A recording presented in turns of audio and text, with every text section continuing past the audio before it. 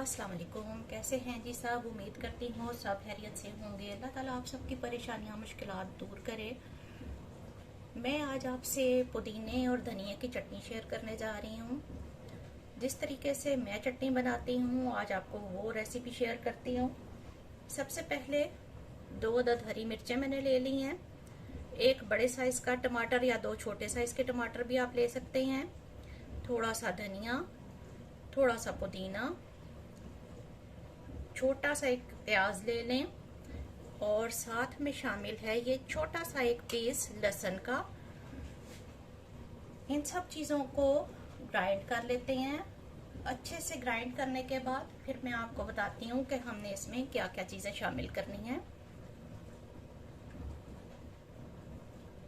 ये हमारे पास एक लीमू है, थोड़ा सा 4 से 5 कतरे इसके मैं लीमू के जूस के भी ग्राइंड करने से पहले चटनी में ऐड कर दूंगी ताकि चटनी का कलर ग्रीन रहे, चटनी का कलर खराब ना हो।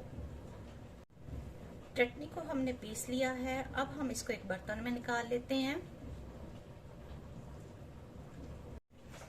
अब इस चटनी में मैं ऐड करने जा रही हूँ थोड़ा सा नमक।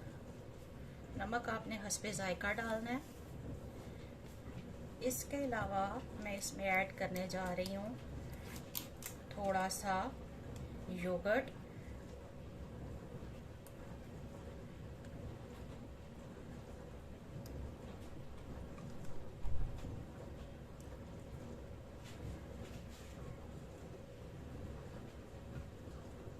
इसके साथ साथ मैं ऐड कर दूंगी थोड़ी सी चिली फ्लेक्स।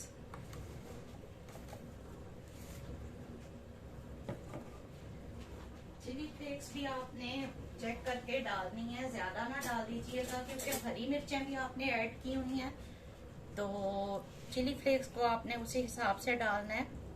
मैं यहाँ पे एक छोटा चम्मच ऐड कर रही हूँ। अब इस सबको मिक्स कर दें। दही को डालने से पहले आपने अच्छी तरीके से फेंट लेना है ताकि उसमें गुठलियां ना रहें। अब इन सब चीजों को मिक्स कर दें तो चटनी आपकी रेडी हो जाएगी। उसके साथ साथ अगर आपने थोड़ा सा इसका फ्लेवर और करना है इंक्रीज तो आप इसमें थोड़ा सा भुना कुटा हुआ जीरा भी डाल सकते हैं। ये ऑप्शनल है, ये आपके ऊपर है कि अगर आपको जीरा पसंद है तो आप अपनी चटनी में ऐड कर सकते हैं। अब मैं इन सब चीजों को मिक्स कर लेती हूँ। चिली फ्लेक्स, नमक, योगर्ट, भुना कुटा हुआ जीरा हमने इसमें ऐड कर दिया है। इसको हमने मिक्स कर लिया है। हमारी चटनी हो गई है रेडी। अब हम इसको डिश आउट कर लेते हैं। चटनी बन के तैयार हो चुकी है। इसमें मैंने भुना कुटा हुआ जीरा भी ½ टीस्पून ऐड किया है। तो उम्मीद करती हूँ इंशाल्लाह आप मेरी रेसिपी को फॉलो करेंगे। इसके साथ ही अब मैं इजाज़त चाहती हूँ। अल्लाह हाफिज़।